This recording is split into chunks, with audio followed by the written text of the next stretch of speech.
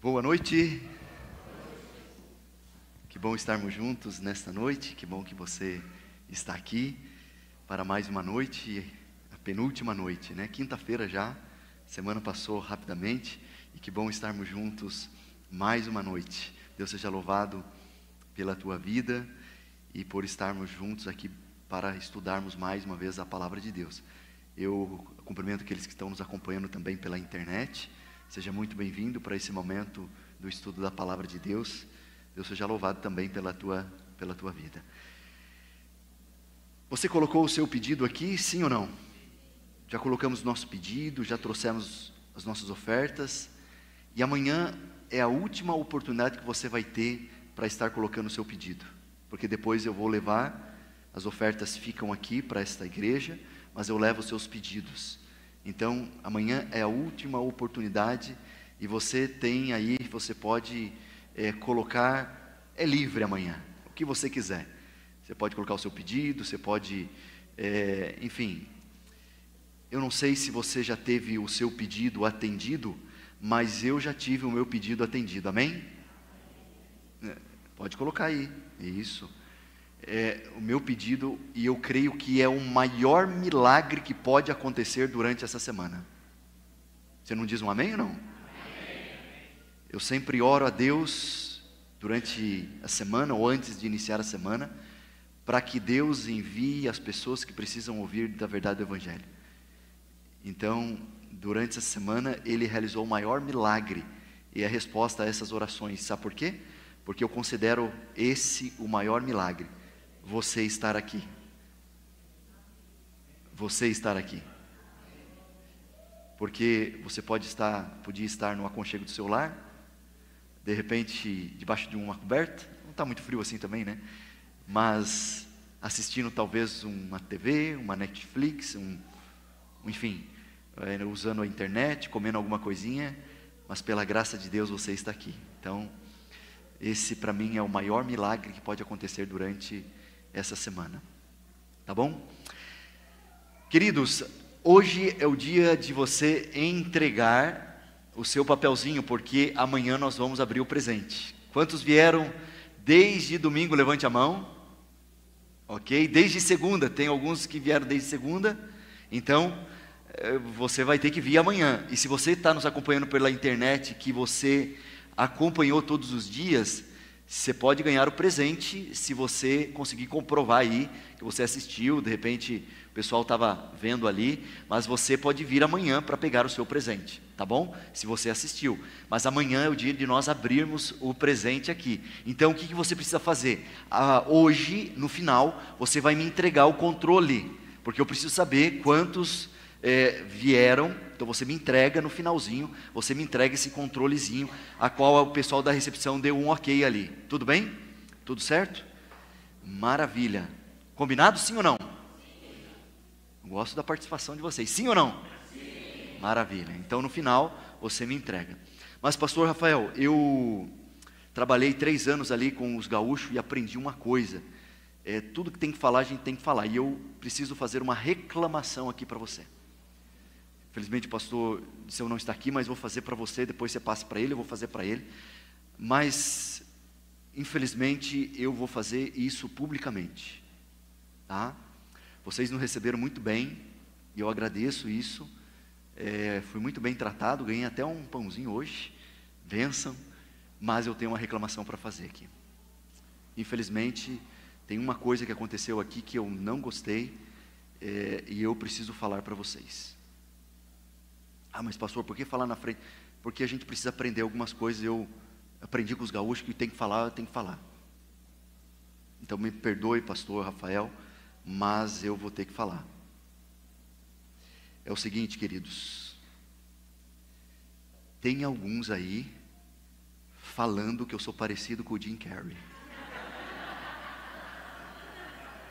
Se deu risada é você então, né? Deu risada, estou brincando. Fica tranquilo, tá, pastor Rafael? Pastor Rafael ficou branco aqui, mas fica tranquilo. Estou brincando apenas, de maneira nenhuma fiquei triste. Não, fica tranquilo. Eu sei que vocês estão espalhando por aí, mas não fico triste não, tá bom? Eu já acostumei. Um dia eu estava no mercado e uma moça passou, ficou olhando. E eu estava com a minha esposa, daqui a pouco ela foi pegar no corredor um negócio, e a moça voltou, ficou olhando. E ela retornou de novo pela terceira vez e ficou olhando. Eu falei, opa, sou casado, fui atrás da minha esposa. E aí eu cheguei perto da minha esposa, ela me seguiu. Ela seguiu, ela passou pela quarta vez, olhou, e ela falou, olha, me parou, falou, olha, deixa eu dizer uma coisa. Alguém já falou que você é parecido com o Jim Carrey? Eu falei, sim, já falar. Eu já fui reconhecida no centro lá de São Paulo, no Paraguai, enfim, eu já me acostumei, não tem problema. Um dia uma irmã falou assim, pastor, você tem que parar com esse negócio de deixar os jovens chamarem você de pastor Jim Carrey. Por quê, irmã? Isso é uma falta de respeito, brava comigo? Falei, não, irmã, de maneira nenhuma. Se os jovens, ou se você brinca comigo assim, é porque de alguma forma eu alcancei o seu coração. Você tem essa liberdade de brincar comigo e eu não vejo nenhum problema nisso, tá? Não tem problema você brincar. Claro, eu não quero ser conhecido como o Jim Carrey, eu quero ser conhecido como um homem de Deus, tá? Mas não tem problema você brincar sem problema nenhum, tá bom? Mas hoje, queridos, eu queria fazer, eu vou passar isso daqui, eu queria fazer essa pergunta aqui para vocês. Todos os caminhos levam até Deus? Sim ou não? E se puder, pastor, só pegar um copinho de água, tá? Que vai faltando, no final da semana, vai faltando gás, né? Faltando. Sim ou não? Espera aí, ficou na dúvida aí. Quantos acham que sim, todos os caminhos levam até Deus? Levante a mão. Levante a mão. Ninguém?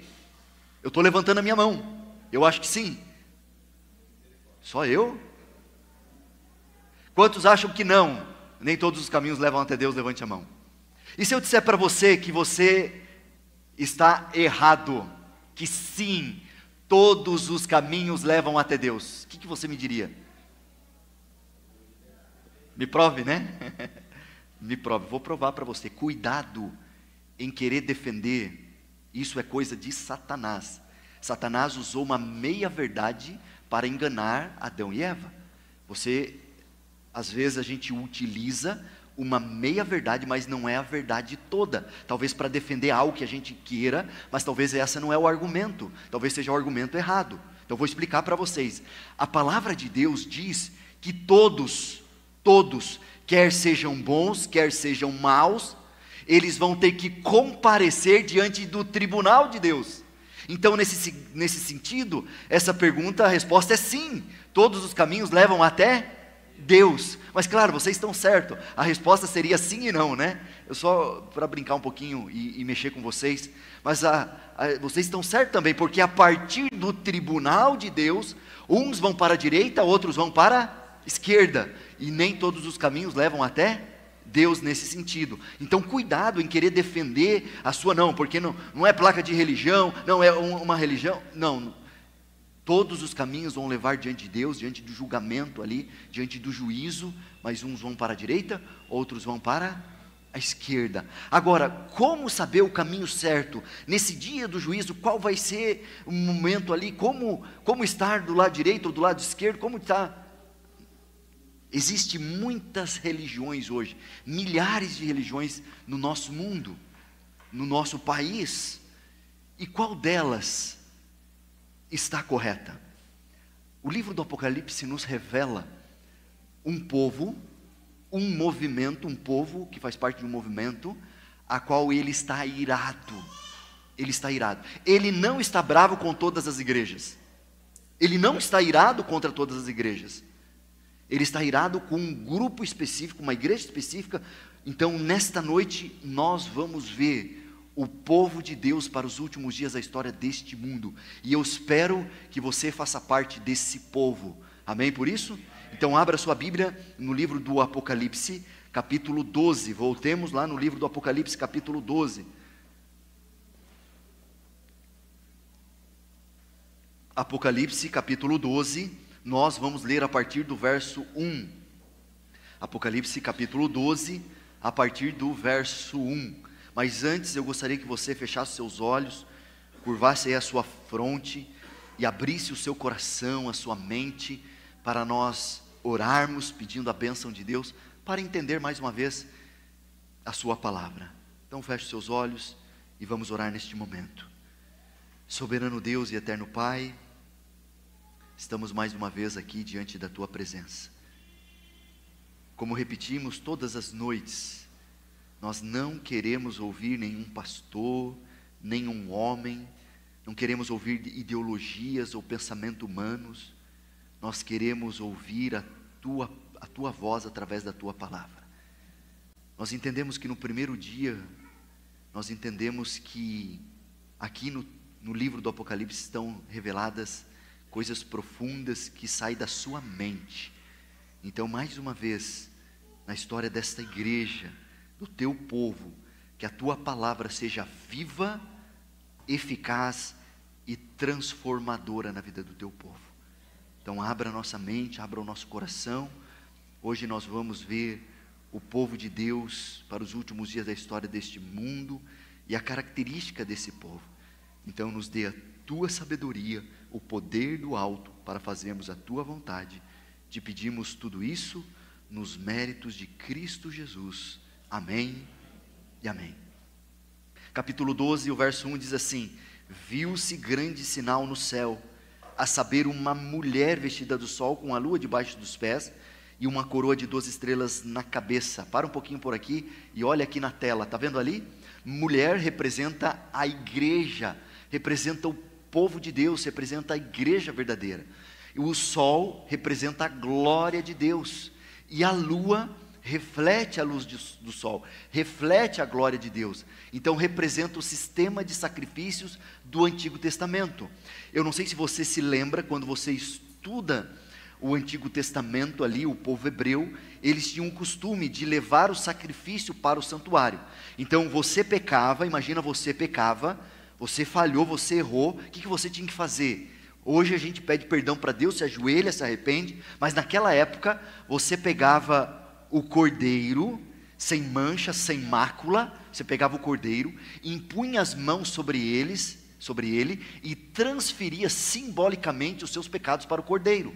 E você levava o cordeiro para o santuário, entregava para o sacerdote, e o sacerdote sacrificava o cordeiro, e aí derramava o seu sangue ali no altar, e pegava o sangue do cordeiro e aspergia dentro do lugar santo e o lugar santíssimo, uma vez no ano.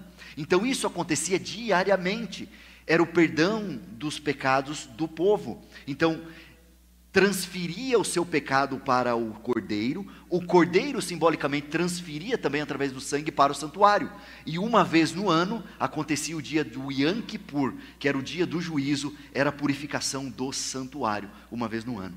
Então imagina o simbolismo disso. Você tem animal de estimação, sim ou não? Cachorrinho, um gatinho, Então imagina, a gente pega amor, né? A gente pega amor, não tem jeito. Então imagina você cuidar do animalzinho, e naquela época um animalzinho era ovelha, você cuidava com todo amor, com todo carinho, e de repente por sua causa, por causa do seu pecado, você tinha que sacrificar um animalzinho inocente. Uau! Que impacto isso na vida diária do povo hebreu, que simbolizava e representava as obras de Cristo. Todo o simbolismo do santuário é interessante. Por exemplo, a arca, ela era revestida de ouro e madeira no seu meio ali, né? Madeira de acácia representava a humanidade de Cristo, a madeira, e o ouro, a divindade de Cristo. Então tudo no santuário tinha uma representação da obra de Cristo, ou daquilo que Ele iria fazer. Era maneira figurativa de Deus mostrar o plano de salvação para o povo. Então é muito interessante quando você estuda o santuário. Então a lua representa esse sistema de sacrifício do Antigo Testamento, e as 12 estrelas, as 12 tribos de Israel, os 12 apóstolos. E se você for no verso 3 aí agora, diz assim, verso 3: viu-se também outro sinal no céu, e eis um dragão grande vermelho com 7 cabeças, 10 chifres, e nas cabeças 7 diademas. Se você olhar lá para o telão, ou para a tela aqui, o dragão, nós já aprendemos, é a antiga serpente que chama Diabo e Satanás, que persegue o povo de Deus, que persegue a igreja, que persegue a mulher. e ele tentou matar Jesus, mas não pôde destruir Jesus, porque Jesus ele se entregou voluntariamente para ser sacrificado, e depois que Jesus foi crucificado, os discípulos começaram a serem perseguidos, e aí começa uma perseguição contra os descendentes de Cristo. E aí, se você for aí no capítulo 12, o verso 17 agora, a gente encontra Satanás irado contra os descendentes de Cristo, porque ele não conseguiu matar Jesus, então ele persegue o povo de Deus. E aí veja o verso 17: irou-se o dragão contra a mulher, contra a igreja de Deus, contra o povo de Deus, e foi pelejar com o restante da sua descendência. Quem que é o restante da sua descendência? Esses, os descendentes que descenderam de alguma forma dos discípulos, que foram perseguidos, e ali começou de alguma forma a perseguição. Então todos eles são perseguidos, o povo de Deus, para os últimos dias da história deste mundo. E quem são eles a qual ele está irado? Aí começa, eu quero mostrar 4 características desse povo. E aqui começa 2 características. Olha a primeira característica, diz assim: irou-se o dragão contra a mulher, foi pelejar com o restante da sua descendência, os que guardam os mandamentos de Deus e têm o testemunho de Jesus, e se pôs em pé sobre a areia do mar. E se você for no capítulo 14, vai aparecer uma terceira característica. Capítulo 14, o verso 12. Olha o que diz.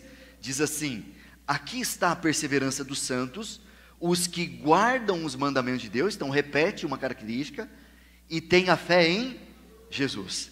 Então aqui a gente tem 3 características já, e a gente já vai falar da quarta. A primeira característica são aqueles que têm a fé em Jesus como o único meio de salvação.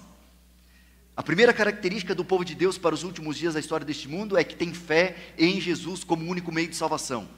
Veja, se você está aqui na igreja, se você está guardando os mandamentos de Deus, está vindo à igreja para ser salvo, isso é demoníaco, isso é diabólico, isso é dragônico, isso é antibíblico. Isso não está certo. Se você tem vindo à igreja, servido a Deus, pensando em ser salvo, isso se chama justificação pelas obras. Isso é demoníaco, isso é diabólico. É justificação pela fé. Você não guarda os mandamentos de Deus para ser salvo. Então como que é, pastor? Você já foi salvo lá atrás. Jesus Cristo morreu por você lá na cruz. Por isso que agora você anda em novidade de vida. Por isso que você serve a Deus. Por isso que você vem à igreja, não para ser salvo, mas porque você já foi salvo. Em resposta ao amor de Deus, você serve a Ele, você vem à igreja. Então essa é a primeira característica do povo de Deus. Crê que o único meio de ser salvo é através de Jesus. Não é por aquilo que você faz, mas é por aquilo que Cristo fez por você.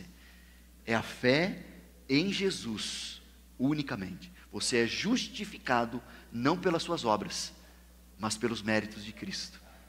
Entende? Então, primeira característica, fé em Jesus. Você crê que o único meio de ser salvo é através de Jesus, sim ou não?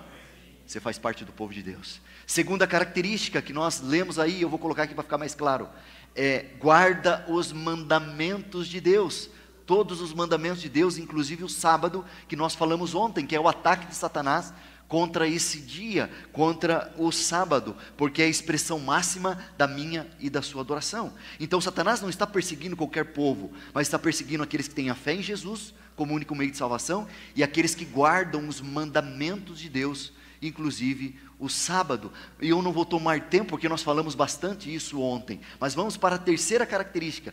A terceira característica é o testemunho de Jesus. E se você for aí no capítulo 19, vai no capítulo 19 aí, capítulo 19, o finalzinho ali do capítulo 19, desculpa, do verso 10, capítulo 19, o verso 10, olha o que diz assim: pois o testemunho de Jesus é o espírito da profecia. Então, primeira característica, fé em Jesus. Segunda característica, guarda os mandamentos de Deus. Terceira característica, o testemunho de Jesus. E o testemunho de Jesus é o espírito da profecia. Você crê no espírito da profecia? Segura aí um pouquinho. Eu já vou explicar para você, antes de você responder. O que é o espírito da profecia? Você crê que João, ele foi inspirado por Deus para escrever o que nós estamos estudando durante toda essa semana? Sim ou não? Então você crê que João foi imbuído do espírito da profecia para escrever o que nós estamos estudando durante toda essa semana. E isso com todos os autores bíblicos, eles foram imbuídos do espírito da profecia para escrever o que está na palavra de Deus na Bíblia. Eu não sei se você sabia, mas você está dentro da Igreja Adventista do Sétimo Dia. Acho que você sabia, né? Está ali na placa. A Igreja Adventista do Sétimo Dia, ela crê que esse mesmo espírito da profecia, ele se manifestou nesses últimos dias da história deste mundo para nos ajudar no caminhar na direção para esses últimos dias. E você já deve ter ouvido falar de uma senhora que já é falecida, chamada Ellen White. Eu citei alguns textos dela durante essa semana. Mas deixa eu dizer duas coisas que você precisa saber dela. Pelo menos duas. Primeira coisa que você precisa saber dela: ela não é nenhuma santa e não merece a nossa adoração. Eu não sei se você sabia, mas Ellen White, ela teve câncer e foi curada milagrosamente. Porque alguns pensam assim, não, o pastor, o profeta, alguém não pode nem ter câncer, são perfeitos. Não, são homens e mulheres como eu e você, pecadores, pecadoras, mas que foram instrumentos nas mãos de Deus para nos ajudar. Tanto pastores quanto profetas, enfim, os escritores bíblicos são homens e mulheres como eu e você. Outra coisa que você precisa saber, eu não sei se você sabia, mas Ellen White também teve um probleminha de relacionamento com seu esposo. A ponto de até dormir umas noites separado. E quem nunca, né, teve um probleminha de relacionamento casado sabe, né? Que briga, talvez se desentende. Ellen White também, mostrando que ela não é nenhuma santa e não merece a nossa adoração. Ela não é nem um pouco diferente de nós como humano, mas ela teve uma missão especial. Segunda coisa que você precisa saber dela: ela não veio para tomar o lugar da Bíblia. A nossa única regra de fé é a palavra de Deus. Mas das suas mais de 100 mil páginas, nenhuma delas contradiz aquilo que a palavra de Deus diz. E se contradizer, não é um falso pastor, é um falso padre, é um falso profeta, é um falso cristão. Lembra que eu falei? Então, das suas 100 mil páginas, nada contradiz aquilo que a palavra de Deus diz. Mas a nossa única regra de fé é a palavra de Deus. Mas a gente entende que Deus orientou para nos trazer orientações. Por exemplo, você já ouviu falar da escola adventista? Já ouviu, sim ou não? Se não, está aqui do lado, né? A educação adventista tem a sua base do seu ensino, da sua filosofia, baseado nos escritos de Ellen White. Ela escreveu sobre saúde, ela escreveu sobre família, ela escreveu sobre filhos, sobre educação de filhos. Você já parou para pensar, por exemplo, por que o pastor Zanella ou o pastor Rafael não fica aqui só nessa igreja? Por que ele não fica só cuidando dessa igreja? Por que tem que ficar cuidando das outras igrejas? E vocês que são da outra igreja, por que não fica cuidando só daquela igreja? Por que tem que ficar cuidando de várias igrejas, um pastor? Por que não é igual às outras denominações religiosas? E pode deixar ela, pode deixar, fique à vontade, tá? Só não leva para casa que isso daqui é uma relíquia, você nem imagina. Isso aqui tem anos comigo, essa ovelhinha, tá? Mas pode deixar. Só não deixa ela levar para casa. Senão eu vou ter que sair correndo aqui. Mas deixa ela à vontade, tá bom? Fica à vontade. Então, o que eu estava falando mesmo?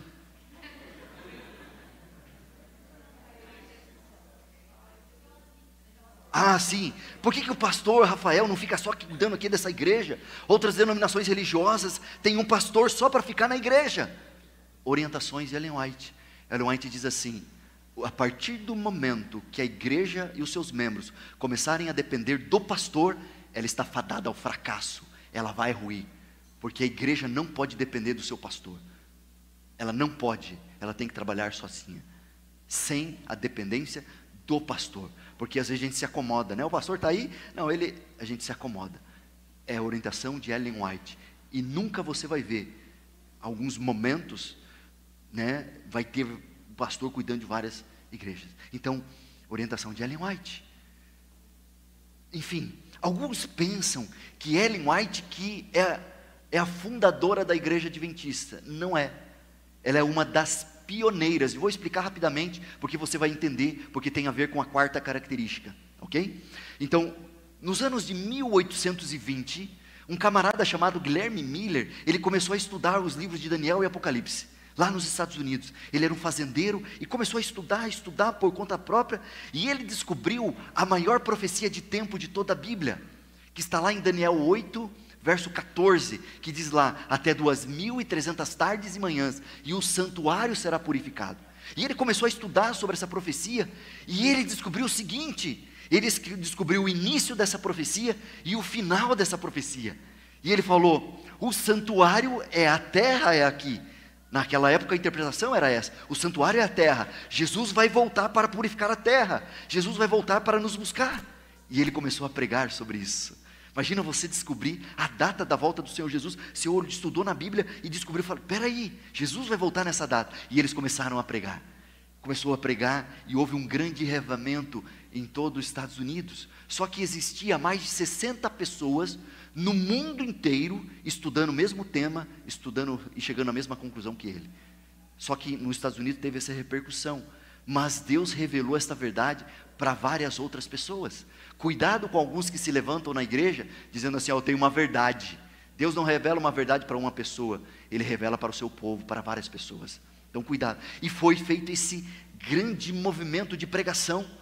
E aí eles pregaram que terminaria em 1843 a 1844, seria a volta do Senhor Jesus. E eles começaram a pregar. E eles passaram na igreja metodista, a qual Ellen White e sua família fazia parte.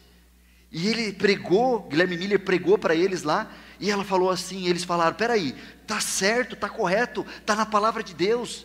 E eles abraçaram a mensagem do advento. Essa é a mensagem do advento, a mensagem millerita, chamada na época. E eles falaram: não, Jesus vai voltar. E eles começaram a fazer parte desse movimento, aguardando a volta do Senhor Jesus. Tanto que eles foram disciplinados da igreja metodista. E aí chegou o ano de 1843, e aí eles, em 1844, eles definiram, em março mais ou menos, eles definiram que Jesus voltaria no dia 22 de outubro de 1844. E aí foi um grande revivamento. Muitos venderam terreno, venderam imóveis, e aí começaram a se preparar, entregando a vida. Foi um grande revivamento. Só que chegou o dia 22 de outubro de 1844, o que aconteceu? Jesus não voltou. Jesus não voltou.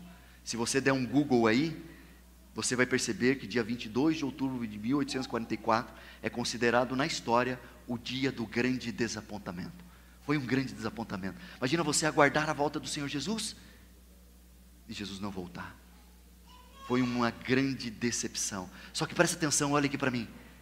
De grandes desapontamentos, Deus levanta o seu povo, amém? Quando Jesus morreu na cruz, os discípulos ficaram totalmente decepcionados. Sabe por quê? Porque eles esperavam um Salvador. Não um Salvador que iria levar eles para o céu, mas eles esperavam um rei que iria libertar eles do jugo romano. Um rei terreno. E eles colocaram toda a sua esperança. Eles falaram: não, agora a gente não vai ser mais escravizado. Agora os romanos não vão nos escravizar. E aí eles colocaram toda a sua esperança, tanto que a entrada triunfal de Jesus em Jerusalém, foram eles comemorando isso, e os discípulos estavam: é agora nós vamos tomar o poder. E de repente, toda a sua esperança estava morto na cruz. Uma grande decepção. E depois desse grande desapontamento, Deus levanta a igreja primitiva. De grandes desapontamentos, Deus levanta o seu povo. E foi uma grande decepção. Mas sabe o que eles fizeram depois desse grande desapontamento? Aquilo que todos nós devemos fazer. Se você já passou por um grande desapontamento, ou se você vai passar, você precisa fazer isso. Passou por um grande desapontamento, sabe o que eles fizeram? Eles falaram assim: peraí, a palavra de Deus não erra, nós erramos em alguma coisa. E aí, em espírito de oração, eles voltaram a estudar a palavra de Deus. E sabe o que eles descobriram? Aquilo que eu estou tentando dizer para vocês toda essa semana. Tudo que acontece no céu impacta a terra, tudo que acontece na terra impacta o céu. Existe o santuário celestial, a qual Jesus está lá intercedendo, fazendo a obra de mediação, de expiação, como sumo sacerdote. E como no dia acontecia Uma vez no ano, o Yom Kippur, a partir de 1844, Jesus passou do lugar santo para o lugar santíssimo. Eles estavam certos da data, mas não do evento. Jesus não viria para purificar a terra, era a purificação do santuário celestial. E como que eles descobriram? Vai em Apocalipse capítulo 10 agora. Apocalipse capítulo 10. Olha o que diz Apocalipse capítulo 10. Vamos lá. Capítulo 10, o verso 9. Olha que interessante. Olha o que diz. Diz assim: fui, pois, ao anjo, dizendo que me desse o livrinho. Que livrinho é esse? O livrinho de Daniel e Apocalipse. Ele então me falou: toma-o e devora. Certamente ele será amargo ao seu estômago, mas na sua boca doce como mel. Tomei o livrinho da mão do anjo e o devorei, e na minha boca era doce como mel. Quando, porém, o comi, o meu estômago ficou amargo. Aqui está a descrição desse grande desapontamento dentro da profecia bíblica. Então eles comeram, claro que não literalmente, mas estudaram os livros de Daniel e Apocalipse, e num primeiro momento, essa verdade da volta do Senhor Jesus era doce como mel, e eles começaram a pregar essa palavra doce, mas depois se tornou o quê? Amargo por causa do grande desapontamento, amargo ao estômago. E aí depois desse grande desapontamento, vem a quarta característica. Primeira característica, fé em Jesus como único meio de salvação. Segunda característica, que guarda os mandamentos de Deus. Terceira característica, o testemunho de Jesus, o espírito da profecia. E quarta característica está aqui. Depois desse grande desapontamento, Deus levanta o seu povo. Olha o verso 11, capítulo 10, verso 11, diz assim: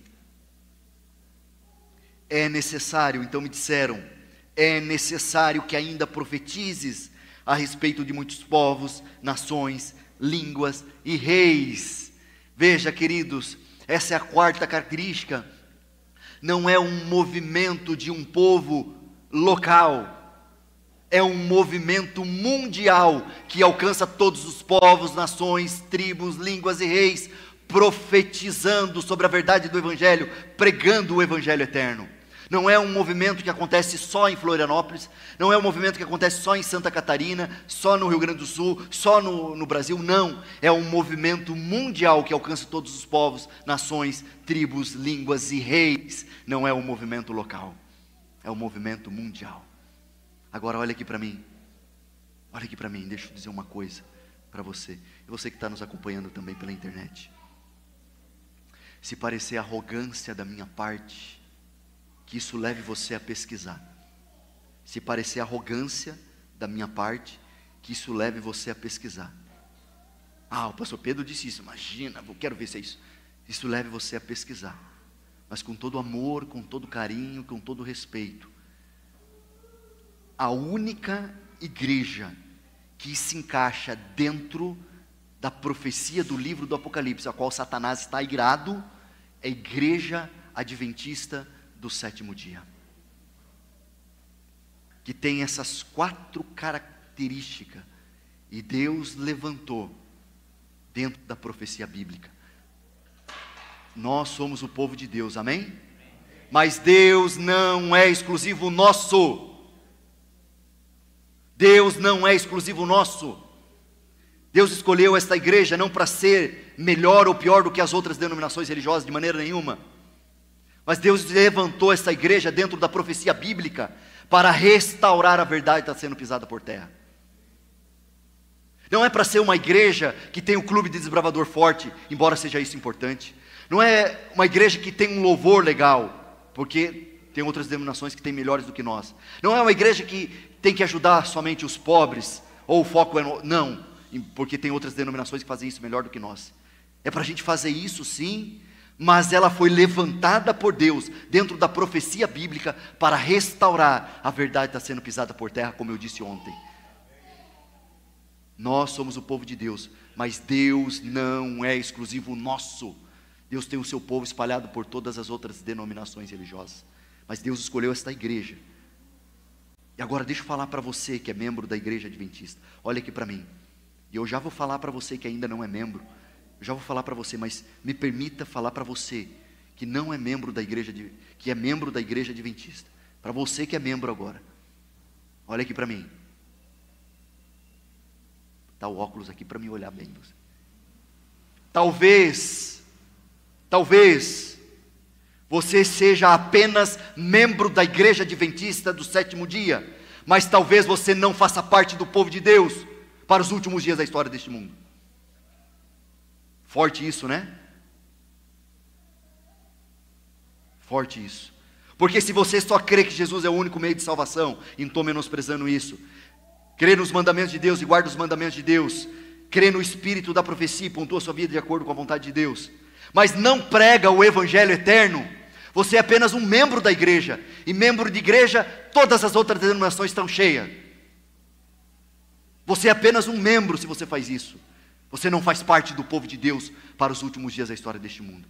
E você que ainda não é membro dessa igreja, Deus está te revelando essa verdade e chamando você, não apenas para fazer parte de uma igreja, porque tem várias igrejas aí que você poderia fazer parte. Deus está te chamando para você fazer parte de um movimento, fazer parte da igreja adventista, mas fazer parte de um movimento mundial, que prega o evangelho eterno, restaurando a verdade que está sendo pisada por terra. Deus está te chamando para fazer parte desse movimento mundial, de restauração e pregação do evangelho eterno. Não apenas para você ser um membro de igreja, porque membro de igreja, todas as outras denominações estão cheias, mas Ele está chamando você para fazer parte do povo de Deus, para os últimos dias da história deste mundo. Essa é a igreja de Deus, que Deus levantou dentro da profecia bíblica, para restaurar a verdade que está sendo pisada por terra. Mas grava isso, Deus não é exclusivo nosso. Deus tem o seu povo espalhado por todas as denominações, e o livro do Apocalipse diz assim, que em algum momento Deus vai sair e vai dizer assim: sai dela, povo meu. E Ele vai juntar o seu povo da igreja adventista, da igreja congregação, da igreja batista, da igreja católica. Ele vai juntar o seu povo. Mas Deus escolheu essa igreja, não para ser mais uma igreja aqui na cidade, ou aqui no bairro, ou aqui no centro. Ele levantou esta igreja para restaurar a verdade que está sendo pisada por terra. Eu tenho um sogro, ainda bem que eu tenho um sogro só, né? Eu tenho sogro, vocês entenderam, né? Graças a Deus só tenho um sogro, tá bom? Meu sogro, eu vou contar a história dele depois no final, mas 40 anos a gente orando por ele. Claro que eu entrei na família, continuei orando, minha sogra já estava orando, 40 anos. E ele era meio debochado da religião, não queria assumir nenhum compromisso, já tinha estudado a Bíblia, já tinha lido livros do Espírito e Profecia, conhecia a verdade da palavra de Deus, mas não queria nada com nada. E ele gosta muito de fazer festa, de churrasco, é meio gaúcho, gosta de fazer churrasco e beber e tal. E um dia eu estava estudando para ser pastor da igreja adventista, e ele estava fazendo uma festa de aniversário lá na casa dele. Eu estava lá, e ele convidou os amigos e tal, e aquela festa. E aí a gente estava sentado com a minha família no lado, ele estava lá com os amigos, já estava meio alto, entende que está meio alto? É bêbado mesmo, já estava meio bêbado. E aí estavam uns 10 assim na mesa, e ele falou: Pedro, vem cá, quero contar uma piada para você. E eu vou contar aqui para vocês, vocês vão entender que não é uma piada, é uma história, mas, e se fosse uma piada, não ia contar aqui para vocês. E eu fui lá, sentei, tá bom, e aí, tudo bem e tal, pode contar. E aí ele começou a contar: olha, o rapaz, ele morreu e foi para o céu. Eu não sei se você sabia, quando a pessoa morre, ela não vai para o céu. Sinto lhe informar. Talvez alguns líderes religiosos colocam uma esperança que não é a verdade. Talvez é confortador falar: ele está olhando por nós lá no céu. Mentira, a palavra de Deus não diz isso. A palavra de Deus diz que a pessoa, quando morre, ela não vai para o céu. Ah, mas então vai para o inferno, pastor? Também não vai. A palavra de Deus diz que ela fica apenas dormindo. E quando Cristo Jesus voltar aqui a esta terra, Ele vai acordar. Mas na história do meu sogro, o rapaz morreu e foi para o céu. Chegou lá no céu, o anjo recebeu ele: ó, seja bem-vindo, e começou a apresentar o céu. Aqui é o céu, e tal, as ruas de ouro, as casas. E de repente o rapaz, ele se distanciou do anjo, ele ficou muito, muito empolgado, e o anjo ficou para trás, e ele foi, e de repente ele se deparou com um muro muito alto. E ele olhou o muro e falou assim: ô anjo, gritou para o anjo: ô anjo, o que é esse muro aqui? E o anjo veio na velocidade da luz, falou: fala baixinho, por quê? que tem esse muro aqui? Fala baixinho, porque atrás desse muro estão os adventistas do sétimo dia, e eles pensam que estão sozinhos aqui no céu. E aí, todos os 10 começaram a dar risada e gargalhada. E eu ali, vi aquela risadinha. E eu me preparando para ser pastor da igreja adventista do sétimo dia. Eu dei aquela risadinha, e imagina bêbado dando risada, né? Mas aquele dia eu fiquei pensando, será que a gente não tem agido assim, dessa forma? Achando que só nós vamos ser salvos? Só nós que vamos estar no céu? Lembre-se, Deus levantou esta igreja para restaurar a verdade que está sendo pisada por terra. Mas Deus não é exclusivo nosso. Deus tem o seu povo espalhado por todas as outras denominações. Mas olha, como que eles chegaram a essa conclusão? Olha que interessante isso daqui. Eles chegaram a essa conclusão na ordem de restaurar e edificar Jerusalém, no ano de 457, está lá em Esdras, terminando no dia 22 de outubro de 1844. Eles estavam corretos na data do início e do fim, mas eles erraram no evento. Não era a volta do Senhor Jesus, era o início da purificação do santuário celestial, era o início do juízo que nós chamamos investigativo. O juízo tem 4 fases, e amanhã a gente vai ver. 2 fases, as 2 primeiras fases têm a ver com os justos, e as 2 últimas têm a ver com os ímpios. Então ele iniciou, a partir de 1844, ele passou do lugar santo para o lugar santíssimo, iniciando a obra expiatória, e eles entenderam isso.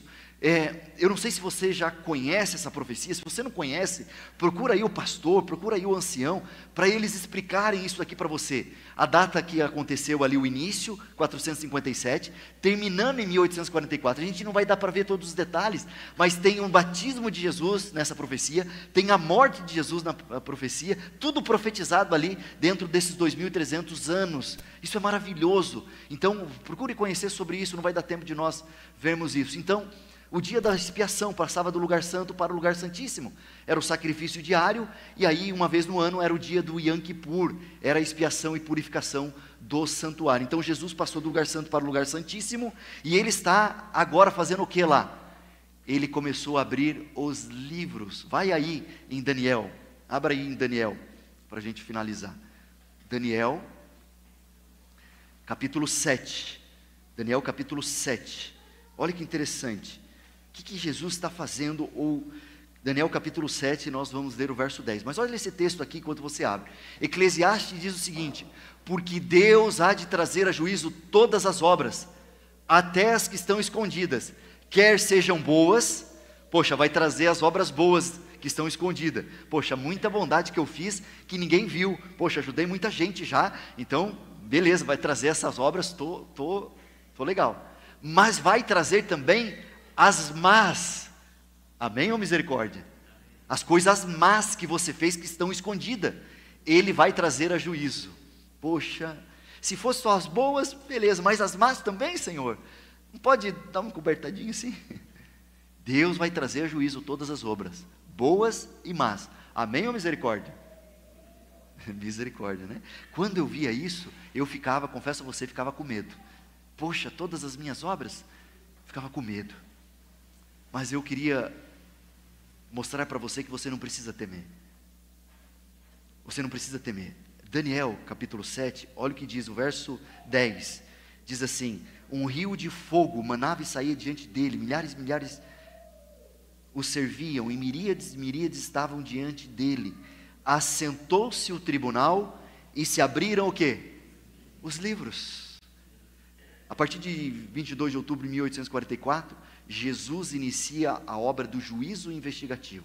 O que é o juízo investigativo? Ele está abrindo esses livros. Existe pelo menos 2 livros que a Bíblia, às vezes dá a entender que é 3, mas pelo menos 2 livros. O livro de memória, que estão registrados todos os nossos atos bons e ruins, e o livro da vida do Cordeiro. Então Jesus está abrindo, a partir de 1844, ele começou a abrir os livros. E o primeiro livro a ser aberto lá, eu sei, sabia? Não que eu sei, não é revelação, nada, está na palavra de Deus. Mas é interessante, o primeiro livro que Jesus abriu lá no céu, sabe de quem foi? A Bíblia diz que começa pelos justos, e começa pelos justos mortos, aqueles que já morreram. Então o primeiro livro, raciocinando, o primeiro livro que foi aberto, foi de Abel. Foi de Abel. O primeiro livro que foi aberto, foi de Abel. E aí ele passa para todos os mortos, abrindo o livro de todos os mortos. Em algum momento ele passa para os vivos, e a gente não sabe, mas ele está abrindo os livros. Então imagina você aqui. Aqui está o livro. Pedro Arnaldo Machado Ribeiro. Sou eu, tá? Você não sabia meu nome inteiro? É isso aí, sou eu. Pega o livro aí do Pedro. Pegou o livro do Pedro. Começou a ver o livro do Pedro, Jesus lá. Olha, coisa boa, coisa boa, coisa boa, coisa boa. Opa, coisa ruim, coisa ruim, coisa ruim, coisa ruim, coisa ruim, coisa ruim, coisa ruim, coisa ruim, coisa ruim. Somos pecadores. Não pensa que o seu também é assim. Todos nós. Mas aí vai se levantar Satanás e vai dizer assim: está vendo? Olha os pecados dele. E ficava pregando aí, ó, pastor ainda. E vai me acusar. Ele não merece. Ele é pecador. Ele não merece estar aqui. E aí Cristo vai fazer o seguinte. Ele vai falar assim: é verdade, o Pedro é um pecador. Mas aqui está. Toda vez que nós pecamos, toda vez que você peca, que você erra, é registrado no céu o seu pecado. Você errou, você falhou, está registrado. Mas quando você pede perdão para Deus, você se arrepende, é escrito na frente do seu pecado, é escrito perdoado. Perdoado. E aí Cristo vai se levantar e falar: ele é pecador mesmo, todos esses pecados. Mas perceba que na frente de todos os seus erros, de todas as suas falhas, está escrito perdoado.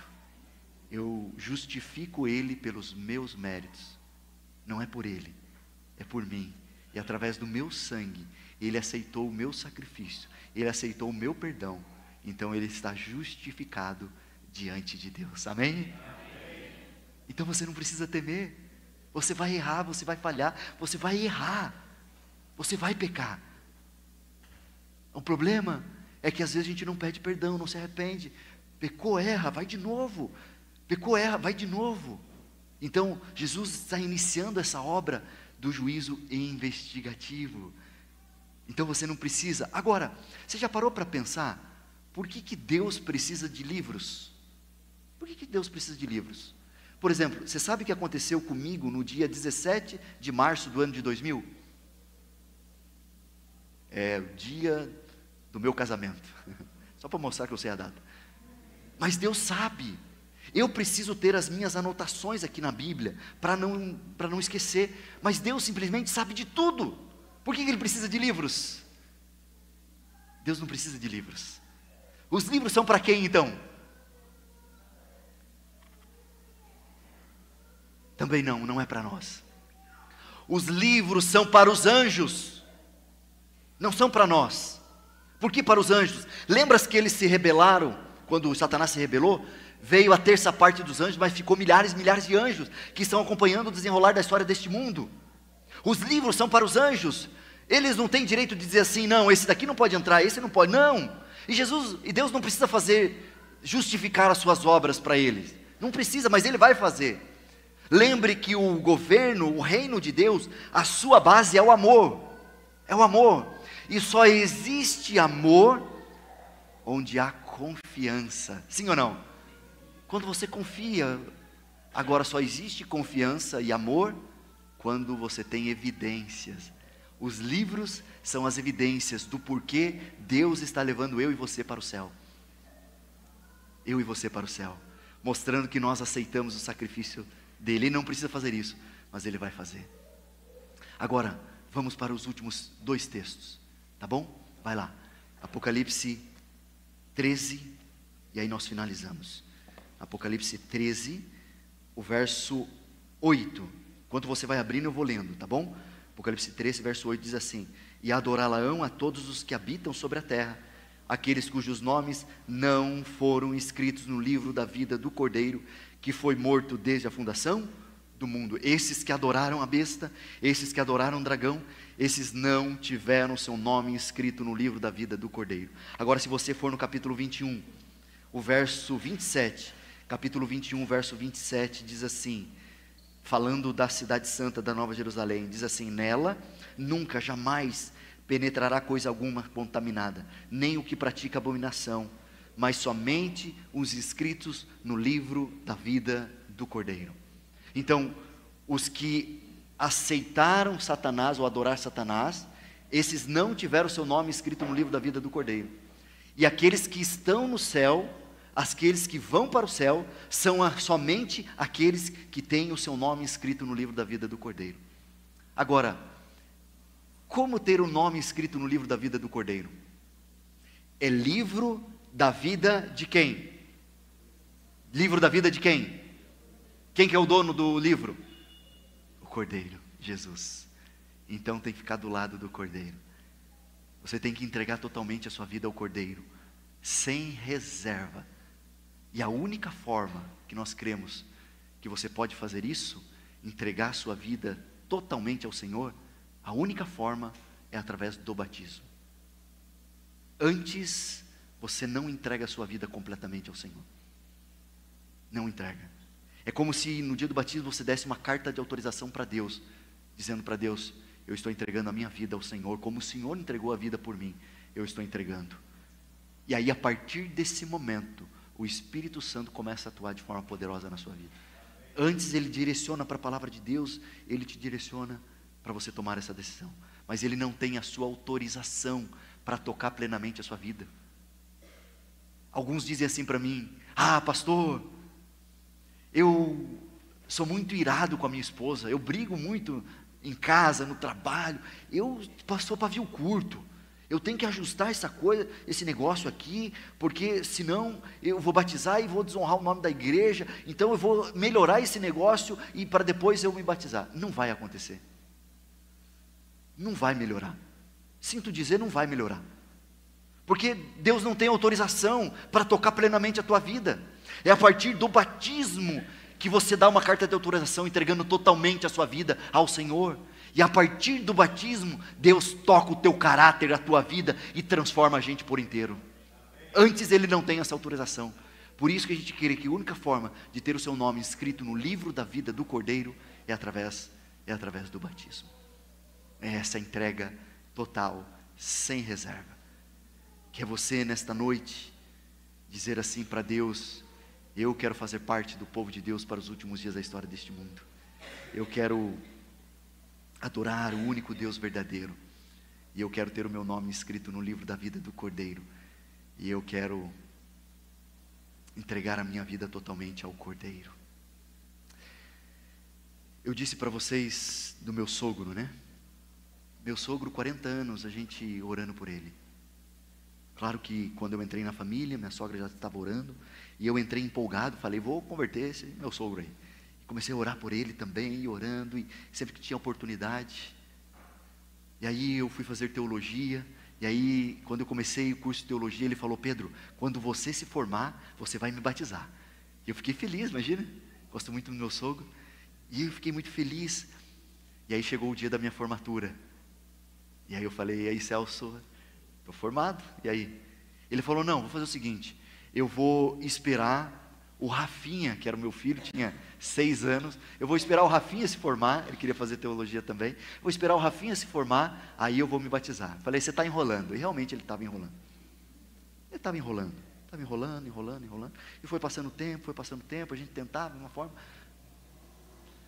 até que um dia, eu fui levar a minha filha para o UNASP, lá em São Paulo. Eu estava morando em Joinville, eu estava em Blumenau, passei em Joinville, peguei minha filha no sábado à noite, e eu e minha esposa e a filha fomos para São Paulo. E meu sogro, ele mora bem na divisa do estado de São Paulo e do estado do Paraná. E aí a gente parou na casa dele para ganhar pouso. Entende que é pouso ou não? Não? Pouso é você parar na casa de alguém para dormir, para tomar banho, para comer, mais ou menos isso. É filabóia. E eu parei lá, encostei o carro e a gente desceu. Geralmente quando a gente chega a uma festa, vem cunhado, cunhada, vem aquela festa, família grande, e a gente não tem oportunidade de ir sempre, aí a gente chega e fica cumprimentando todo mundo, e eu fui para o carro, abri o carro aqui, o porta-mala, abri a porta aqui, fiquei pegando umas coisas, e minha filha veio junto. Minha filha pegou um negócio no carro, e meu sogro veio também, eu percebi que ele disfarçou, viu que minha filha estava lá, ele foi fechar o portão, mas eu já tinha fechado, e aí eu estava aqui mexendo, minha filha entrou para dentro, e aí ele veio aqui, bem no meu cangote aqui assim, e eu, opa, que é isso aí? E ele, ô Pedro, fala, viu, eu quero, isso era finalzinho de janeiro, ele falou, quero ir lá em Joinville, no acampamento de carnaval, no retiro espiritual, e eu quero que você me batize. Eu ia falar um amém bem forte, e a hora que eu fui falar, juntei o peito e ia falar um amém, né, amém, glória a Deus. A hora que eu fui falar, ele falou assim, só que não conte para ninguém, quero fazer uma surpresa, ele falou. Só que, a hora que ele falou não conte para ninguém, minha esposa colocou a cabeça. Ela olhou e viu e ouviu, só não conte para ninguém. E meu sogro tinha passado por uma cirurgia, um cateterismo, tem que fazer 2 cateterismos no final daquele ano. E ela falou assim, está se confessando para o pastor, vai morrer. O que vocês estão falando aí? Aí a gente, não, nada não, disfarçamos e tal, não sei o que, disfarçamos. E aí eu falei, depois a gente combina. Tá, entramos e tal, feliz, né? E tal, conversei um pouquinho com a turma ali. Falei, vou tomar banho que amanhã tem que continuar a viagem. Tomei um banho, falei, vou ter que descansar. E fui para o quarto dormir. E eu deitei. Minha esposa, ela fica até 4, 5 horas da manhã conversando. E colocando o papo em dia, natural. Naquele dia, deu meia hora, ela estava deitadinha ali. Deitou ali e tal, não vai ficar lá? Não, tá de boa. E deitou do meu lado, eu aqui e tal. Aí ela, viu, o que deu? Falei, não, nada não. Não, o que deu, fala. Falei, nada, assunto nosso, não sei o que e tal. Aí ficou aquele silêncio, eu silêncio, ela em silêncio. Ela só matutando, né? Você sabe, a mulher. De repente ela deu um grito assim, agora tem segredo entre nós, agora não sei o que. E aí começou. Falou um monte, até que eu dormi. Dormi ela aqui falando, levantei outro dia, ela brava, emburrada comigo, mas eu não podia contar. A gente foi até o NASP, deixei a minha filha lá, brava, emburrada, saí do NASP até Joinville, dava quase 10, 11 horas, dependendo do trânsito, e ela brava, emburrada comigo, eu não podia contar. E aí chegou o grande dia, a gente organizou, eu, meu sogro, o pastor, organizamos. Naquele sábado eu preguei lá no acampamento, e eu disse assim, olha, hoje nós vamos terminar a mensagem lá na piscina. Ninguém entendeu, e a gente fez aquela volta, eu entrei dentro da piscina, ninguém entendeu, e de repente veio o meu sogro, e eu tive o privilégio de batizar o meu sogro. Vamos ver se vai passar ali. Ali está o meu sogro, amém, queridos? Foi uma alegria assim, você pode imaginar a família, o cunhado, cunhada, estavam todos ali, uma festa, netos e tal, depois de 40 anos. Eu contando uma história ali do meu sogro naquele momento, e de repente ele tentou mostrar uma cicatriz aqui que estava no pé dele. Eu não entendi, ele não tinha contado nada. E a gente terminou ali o testemunho, batizamos, e aí fomos para almoçar, e depois sentamos ali, e aí meu sogro, falei, Celso, o que você tentou mostrar ali no pé, o que aconteceu? E aí ele contou, ele não tinha contado para ninguém. Meu sogro, ele ganhou a vida como borracheiro, e ele foi comprando imóveis, comprando casa e tal, e hoje a gente chama ele do seu barriga, né, porque ele é gordão e fica passando, pegando aluguel, né, é o seu barriga, está aposentado, e ele gosta muito de pescar, e ele foi com o tio Carlos, que é o cunhado, e aí tinham que atravessar um rio, e aí colocaram a caminhonete na balsa, e a hora que a balsa estava atravessando, a balsa virou, e a caminhonete caiu. O Carlos conseguiu abrir a porta e saiu nadando, meu sogro conseguiu abrir a porta, mas a hora que ele abriu a porta e saiu, a correnteza pegou e travou o pé dele na porta, e aí ele ficou ali, e ele conta que a água começou a subir, a caminhonete descer, a água subir, e ele tentando, e não conseguia, e acabou as suas forças, ele já estava desistindo, e ele conta que estava bem no pescoço.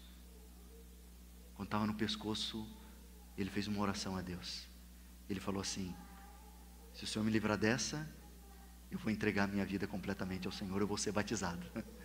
Quando ele terminou essa oração, na hora soltou. Na hora soltou. Ele saiu nadando, ficou ali no barranco, ficou pensando. Mas ele não contou nada para ninguém.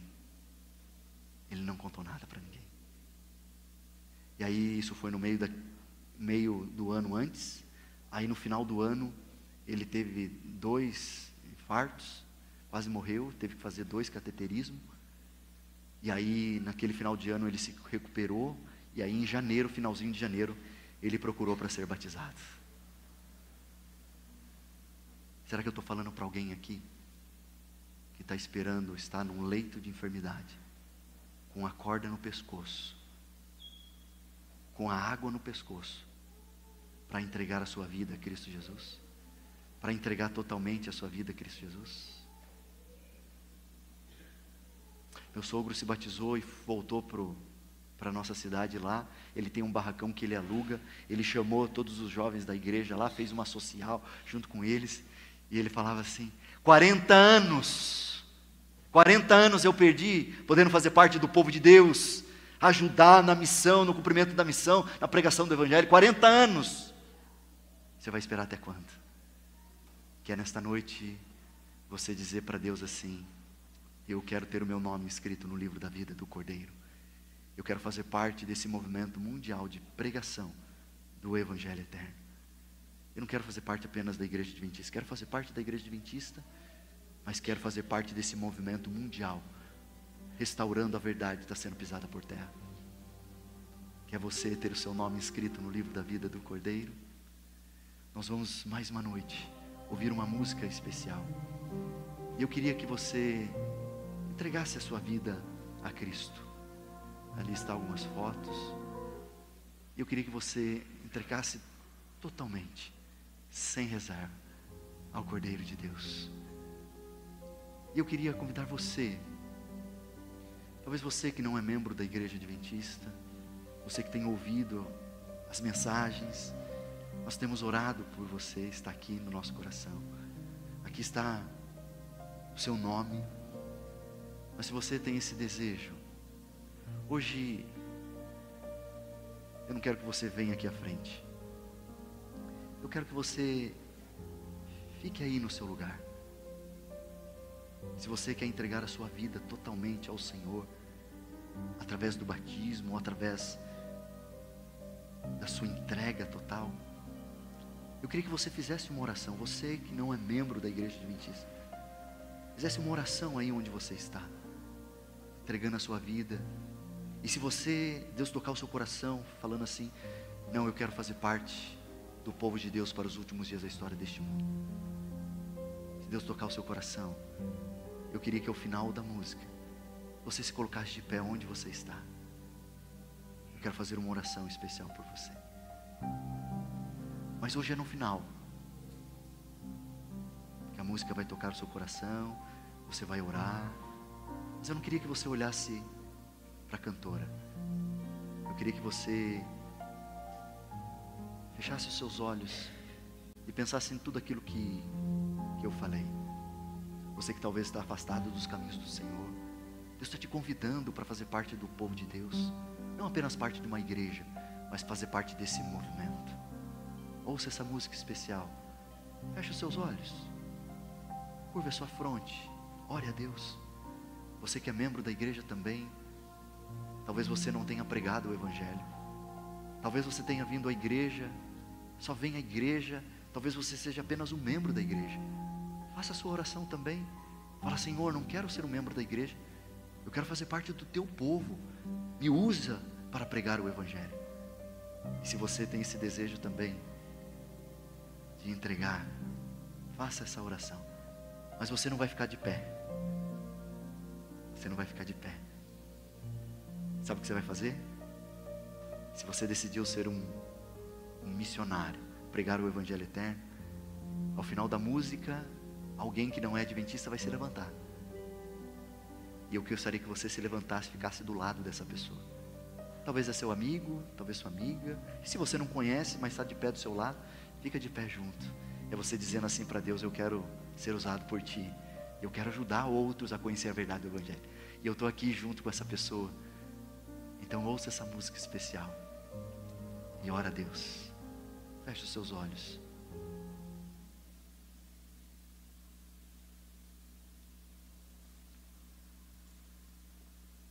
Bom dia. Se você não é membro da igreja e quer dizer para Deus, eu quero entregar a minha vida, eu queria que você se levantasse. Antes de todo membro. Será que tem alguém que gostaria de se levantar? Amém. Agora, vocês se levantem para dar o apoio a ela. Amém? Tem mais alguém que gostaria de se levantar dizendo amém? Levanta aí do lado agora, você que é membro da igreja, e dá um apoio aí para essa pessoa que está do seu lado. Mais alguém? Nós vamos orar.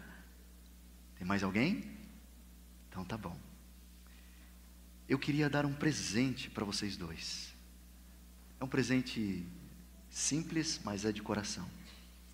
É para vocês lembrarem desse compromisso que vocês fizeram agora, entregando a vida a Cristo Jesus. Posso dar esse presente ou não? Tem mais alguém? Pode levantar, não tem problema. Então tá bom. Eu gostaria, me dá um, pastor, entrega lá. Pode entregar. Esse é o presente. O que é isso aqui? Você sabe o que é isso aqui, não? Isso aqui é um roupão. Você tomou uma decisão muito importante. É para você lembrar diariamente lá na sua casa desse compromisso que você, da sua decisão. É um apelo constante na sua vida. E você vai usar no dia do seu batismo. Amém? Então, eu não sei o que falta para você, mas eu digo, ajuste o que precisa ser ajustado. Se for terminar os estudos, eu não sei. Para que você logo, logo tenha também o seu nome inscrito no livro da vida do Cordeiro. Amém? Já entregou? Já entregou aqui? Aqui, pastor? Ah, você queria que eu entregasse? Vou entregar para a Rossana, então. Tá? Acho que é isso, ficou esperando, então está aqui. Tá? Deus seja louvado pela tua vida. Tá bom? Agora podemos finalizar a oração, que é você se colocar de pé, dizendo assim, eu quero fazer parte do povo de Deus para os últimos dias da história deste mundo. A frase de hoje é, eu faço parte do povo de Deus, amém? Amém. E amanhã nós teremos ali um momento especial, e não esquece de entregar o seu cartãozinho, porque amanhã nós vamos trazer o presente. Feche seus olhos e vamos orar. Pai querido, muito obrigado, porque o Senhor revelou a nós esse povo a qual Satanás está irado. Ele está perseguindo. E aqui nós descobrimos grandes verdades. E nós tomamos uma decisão muito especial. Nós queremos fazer parte do teu povo e queremos ter o nosso nome escrito no livro da vida do Cordeiro. Então abençoe a cada decisão aqui. Nós entregamos a nossa vida em tuas mãos e leva para os nossos lares com esta frase, eu faço parte do povo de Deus, e traga-nos de volta amanhã pela tua graça, pela tua misericórdia, te pedimos por Jesus, amém e amém. Vire para a pessoa que está do seu lado e diga assim, você faz parte do povo de Deus, e amanhã estaremos juntos pela graça de Deus. Uma boa noite a todos.